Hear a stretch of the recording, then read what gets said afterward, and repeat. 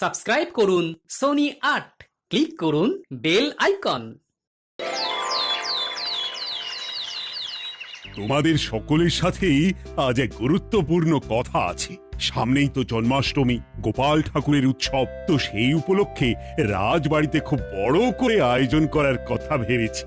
এ তো খুব ভালো কথা। কিন্তু একটা সমস্যা আছে। কি সমস্যা মহারাজ? আমাদের যে রান্নার ঠাকুর প্রত্যেকবার গোপাল ঠাকুরের জন্য ভোগ বানায়, সে তার গ্রামে গেছে। এ আর এমন কি মহারাজ, তাকে ডেকে নিলেই হয়। সেই বুদ্ধি কি আর আমার নেই ভাবছো মন্ত্রী?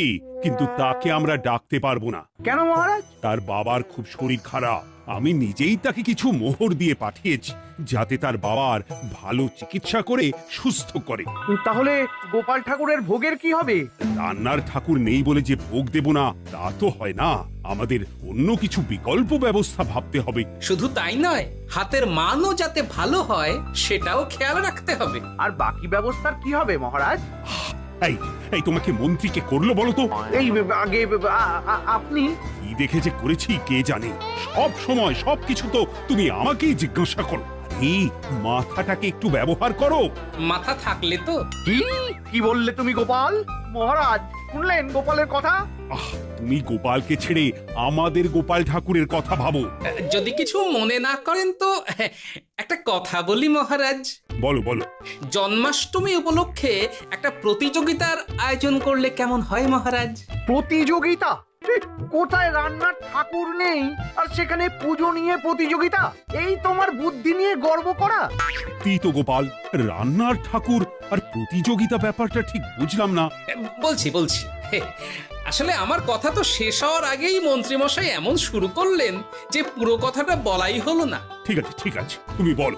আমি ভাবছিলাম মহারাজ, একটা এই তালের বড়ার প্রতিযোগিতা করলে কেমন হয়? যার তালের বড়া খেতে ভালো হবে তার বানানো তালের বড়াই গোপাল ঠাকুরকে ভোগে নিবেদন করা হবে। এ তো চমৎকার ভেবেছো তুমি। কিন্তু তালের বড়া বানানো তো অনেক সময় সাপেক্ষ ব্যাপার। জন্মাষ্টমীর দিন প্রতিযোগিতা হলে ঠাকুরের ভোগ কখন বানাবে? এটা তুমি কিছু ভুল বলনি মন্ত্রী। বেশ, তো এক কাজ করি, তাহলে জন্মাষ্টমীর আগের দিন এই প্রতিযোগিতার আয়োজন করা হোক। প্রত্যেক প্রতিযোগীর বানানো বড়া আপনি চেখে তারপর ঠিক করবেন ঠাকুরের ভোগ কে বানাবে। বাহ বাহ বাহ। আর প্রতিযোগিতা যখন, তখন তো একটা ভালো পুরস্কার রাখতেই হয়। মন্ত্রী বলুন মহারাজ। তুমি বরং গোটা কৃষ্ণনগরে ঘোষণা করে দাও এই তালের বড়ার প্রতিযোগিতার কথা, আর সাথে জানিয়ে দিও যে এই প্রতিযোগিতায় জিতবে তাকে আমি 100 সোনার মোহর পুরস্কার